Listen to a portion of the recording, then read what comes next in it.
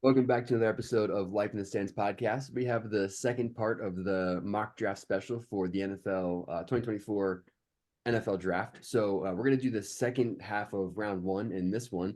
And remember to like and subscribe on any channel that you're listening to, YouTube, Spotify, Apple Music, whatever it may be.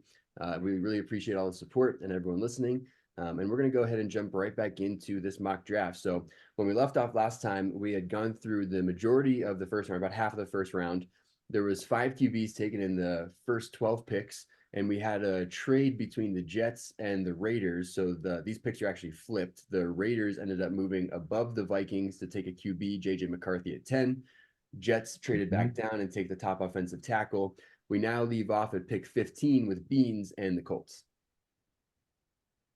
Awesome. So, yeah, I mean, looking at the board that how it fell to the Indianapolis Colts, I'm liking what I see for possibilities for upgrades. The Colts are a team that's, I mean, they look like they should be picking 15. They don't have a lot of superstars everywhere. They don't have a lot of, bums on the roster anywhere.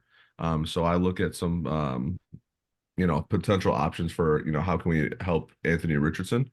And once again, I don't see any weapons that I see that I like immediately taking at 15. I like, a lot of people like Brian Thomas Jr. to them at out of I think LSU is where he went.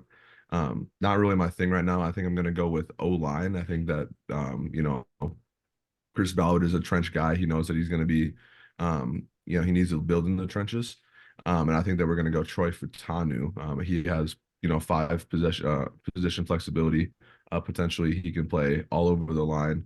And I think that this is the best pick to just get him in there, and he immediately bumps up one of the five starting line spots for Anthony Richardson. Very nice. Yeah, I like that pick a lot. That puts me up next at the Seahawks at 16. And for the Seahawks here, I think defense is the move here. I think as far as offense goes, they just spent their top pick last year on Jackson Smith and Jigba and went offense. So I think they do go defense here. And I think they also look to the trenches because their secondary was also built up last year with Devin Witherspoon and obviously other pieces that are there. So I think they draft Jared Verse and give some help to the defensive line in Seattle, especially with the new head coach there and the way that Mike McDonald wants to play. Yeah, I like that pick a lot. I think it's a very underrated pick in my opinion. Um, Mhm. I don't like that pick as a Niners fan. of course you don't. So look at As that Purdy. yeah, as I'm drafting Go here ahead. for the as I'm drafting here for the Jacksonville Jaguars, their secondary seems to struggle. So I think that's their position of need going into this draft. I think they do need to buff up the O line. However, it is deeper in this draft for O line. I'm going to go with Cooper DeJean for Iowa corner. Cooper DeJean. DeJean. I like that a lot, actually. That's kind of, I think, a little earlier than a lot of people have been going, but I like that fit a lot, actually. Yeah. I mean, if you can't trade that pick for Brandon Ayuk, what are you supposed to do if you're the Jaguars? I don't know. It's interesting they have him listed as a safety here, Cooper DeJean. He's really more of a DB, really more of a corner.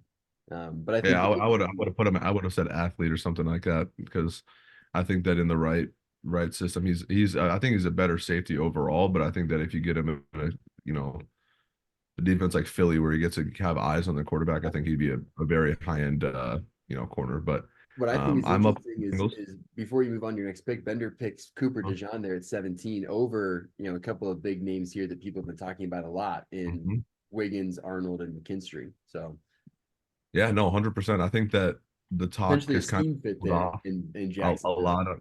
Yep, yep. I like the cornerback talks have kind of slid. They started, the top two with Arnold and Kool-Aid, and then then Quinion came in the picture, and now Kool-Aid's kind of dropping back out of the, later in the first round. So, Right. it's gonna be really interesting how we get this going. But I really like that Cooper DeJean pick to Jacksonville. I like that a lot. Oh Being yeah, the sorry about Bengals. that. I got the back. Yeah. And this is gonna be pretty chalk too. I am gonna go with the tackle out of Alabama, J.C. Latham. He's a right tackle by trade. I think that fits exactly with what the Bengals need. It fits even the position of right tackle that they need. And we saw what happened with Joe Burrow last year. Got banged up, was in and out of the games all year. So let's shore up that offensive line and get him some protection. He's already got weapons. Yeah, I mean, I think for the Bengals, offensive line is going to be a consistent need when you have Joe Burrow there, right? It seems like Joe Mhm. Burrow, especially with his injury history, you're always going to be wanting to upgrade that offensive line and making that unit better. So that makes a lot of sense. In LA, I think, the board actually has fallen really well for the Rams at this point at pick 19. There's a lot of Yeah. options because I think, if you're the Rams, you're really looking defensive line. Like I'm looking interior defensive line, and I see Johnny Newton and Byron Murphy both available right now. And I think, a lot of people would have Byron Murphy mocked higher than Johnny Newton, but I'm going to take Johnny Newton over Byron Murphy. I think he's a more explosive player. I like Johnny Newton better in this spot. So I'm going to take Johnny Newton for the Rams. Yeah, I don't mind that Donald pick somehow. for sure. Um, I think Zach here is gonna love this pick from me. Um, he was talking about this guy close to 2, 3 months ago already. We're gonna take a center here as the Steelers. We're gonna take Jackson Powers Johnson at number Mhm. 20. Yes, I think sir. he's Like that the too. best center available. And that was a position of need for the Steelers as it was tragic for them last year. I think that'll be the pick at 20. I think that'll end up being the pick if I have to guess. Perfect. Well, that gets me up at 21. We're gonna go trenches again. I played O-line in high school and in college, so I just love looking at these big uglies. At 21, I'm gonna go with Graham Barton. He's looks like number 26 on the list. Another guy that can play at least three. He can play all three interior spots with some versatility to play tackle on the outside for some schemes. I think that Miami is one of those schemes. This is one of the most athletic interior linemen in the draft for one of the fastest moving offenses in the entire league. So this is going to be the pick at 21. So yeah, I like that a lot. Very nice. Very nice. Yeah, definitely some aging there on the offensive line for Miami. So that makes a lot of sense. For the Yeah, and Eagles, they just lost a guard to $100 million contract with the Panthers too. So yeah, yeah, it's a good pick there. For the Eagles, I think defense is where I'd be focused here for the Eagles because that offense with the signing of Saquon Barkley and all the weapons there, I don't think you need to do anything to the offense. You did just lose Jason a new Kelsey, so quarterback. potentially you think about center later, but with Jackson Powers Johnson just taken by the Steelers, you don't think about taking another center this quickly. You probably wait till a Zach Frazier in the third round or something like that. So if I'm the Eagles right now, I think honestly I'm I know between who I think. I'm between two players. I'm between an edge and a corner, Mm, right? Because one part of me looks at the Eagles roster and says they Bradbury. thrive off DBs, right? Like they thrive off really talented defensive backs. But another Hmm. part of me is like they have a really old edge lineup. Yeah. They lost Well, Hassan Reddick and Fletcher Cox retired as well. Right. One right. more comment I want to make though is that the Eagles love their Bama guys, so I wouldn't be surprised if they pick Kool-Aid at this spot.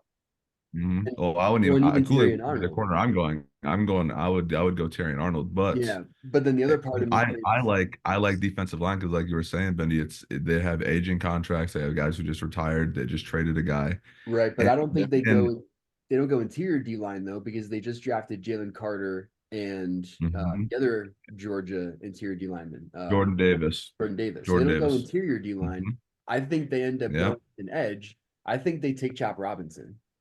and look at how their corners play. I mean, their corners are all pros because they get to play off of a defensive line that makes the quarterback get the ball out quick. And you I just mean, two brought in years ago. Saquon. Yeah, Just exactly. brought in Saquon, so I you have a Penn State guy there. You're going to bring in a Penn State guy in the first round. hmm Well, and I then you think, also think, they like their Alabama guys. They also like their athletes, and Chop Robinson is that yeah, to the He's a degree. beast. I love him. yeah, Beast, yeah.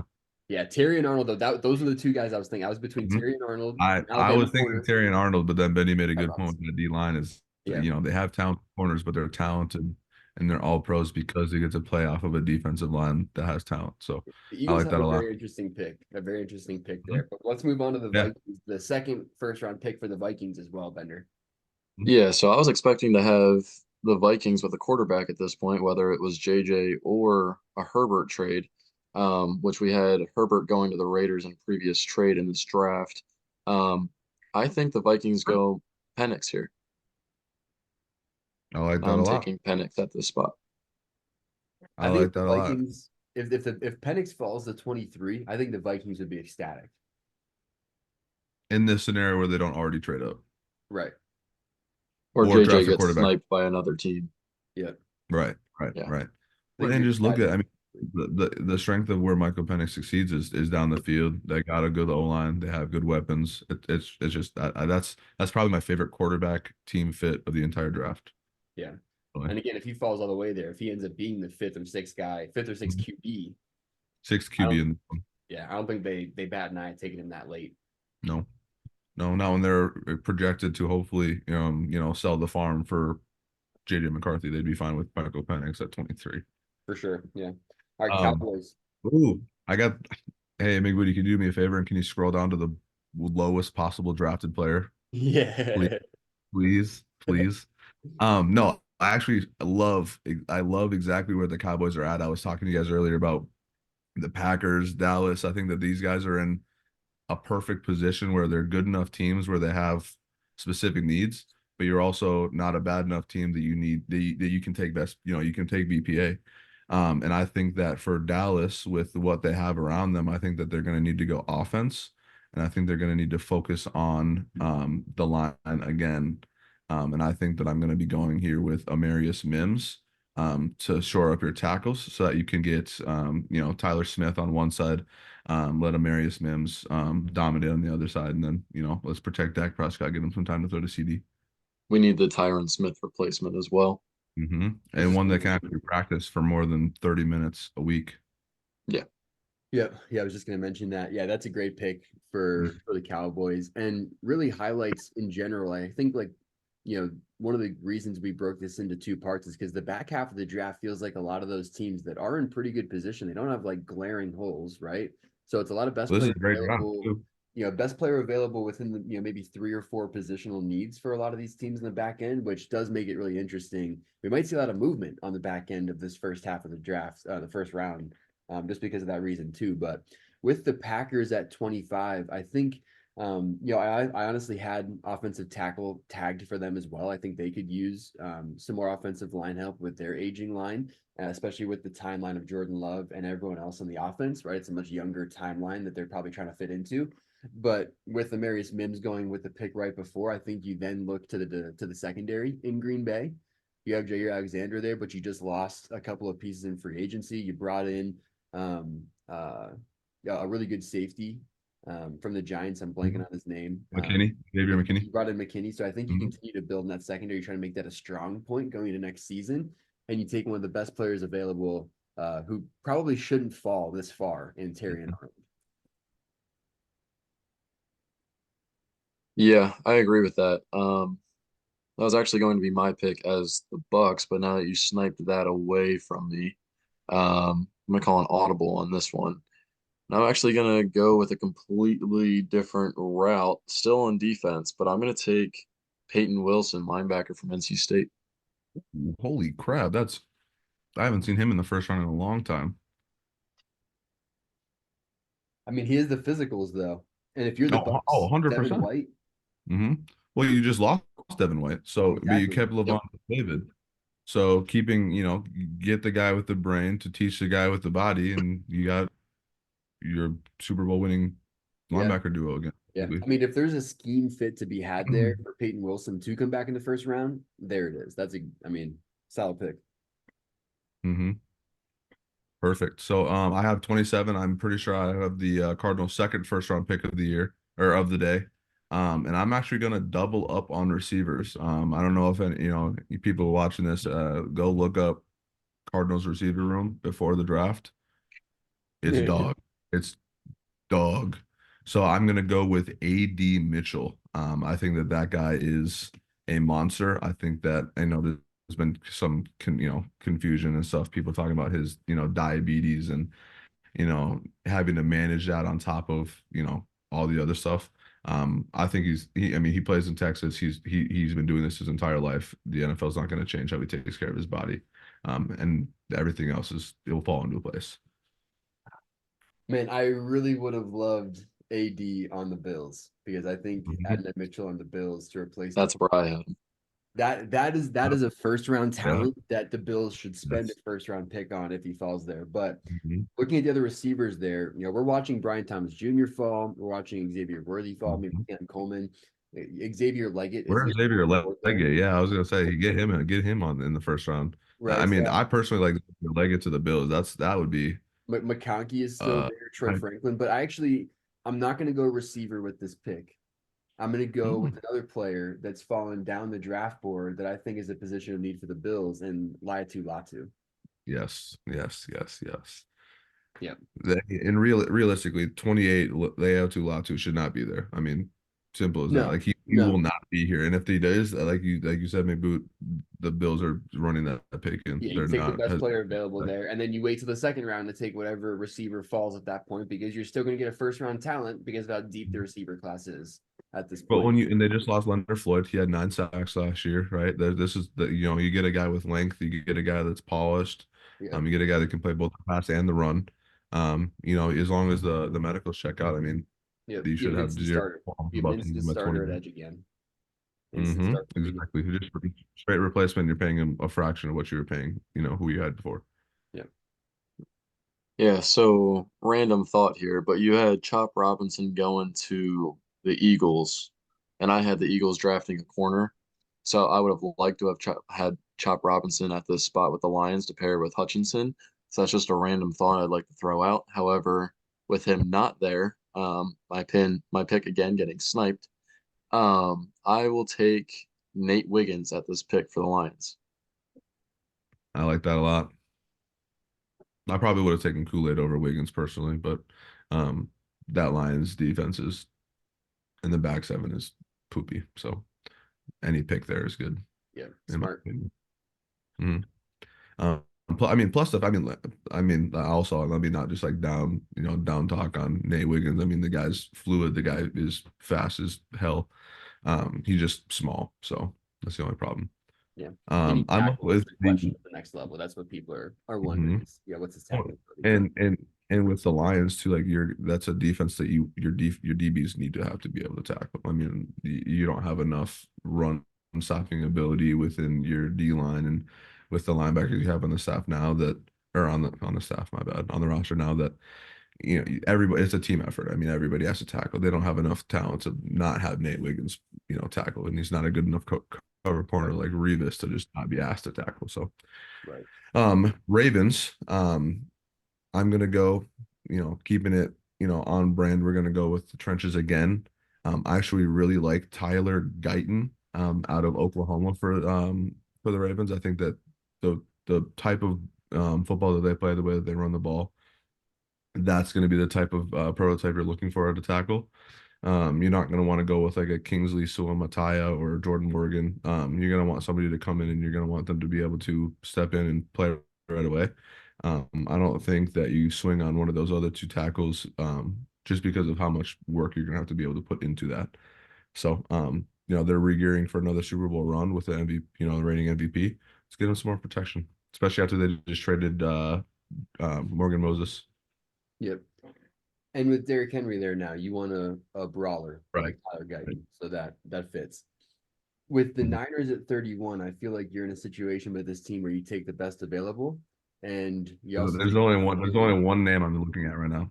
no, and I know it's Byron Murphy, which is who the Niners are going to pick with this pick because if Byron Murphy again happens to fall all the way down to 31, I think they're extremely happy with taking Byron Murphy there. I earlier picked the other interior D lineman. Where was Yeah, that? Johnny Newton. I Johnny think you Newton. took him up at 19. Yep. Right. Yep. And I think, depending on how Aaron the draft Donald goes, replacement. you could see those be flipped either way, but I think both teams are happy either way. Like I really I think it comes down to how teams feel about the knee on Johnny Newton. I know he had that lower extremity injury. I can't remember if it's actually a knee right now. right. Um, But no, I mean those two guys are by far and away top two. I would have loved if we went O-line here, but there's not really a guy that I would have taken. I kind of sniped myself with the Tyler Guyton pick. Um, but if we would have, if there was an O lineman that was here, I would have been just fine going O line at 31 and maybe trading up for Tavondre Sweat or something like that. Because that's another guy. I mean, both of these defensive tackles out of Texas are like beauties in Yep. my opinion. They Yep. do the same thing opposite ways. It's just it's fun stuff to watch. All right, last pick of the first round, Bender with the Oh, Chiefs. I'm gonna get Brian Thomas Jr. and the Chiefs at 32. So this is where it gets funny. So um, You're worthy. the two positions I'm looking at if I'm the Chiefs is corner or wideout. Okay. Um, You think corner just because they lost Snead? yeah, I think they love their young developing players and they can keep cycling out the veterans that won't paid eventually. I think that's kind of how they work over there, which is a good system if it continues to put out development and develop players. However, I think they're in need of a wide receiver, especially with the Rashee Rice drama going on. You don't know if he's going to get suspended. You still need a number two because there wasn't really a true number two for that team. You can argue if there is one or not. You still need another guy. And you guys alluded to this guy already previously.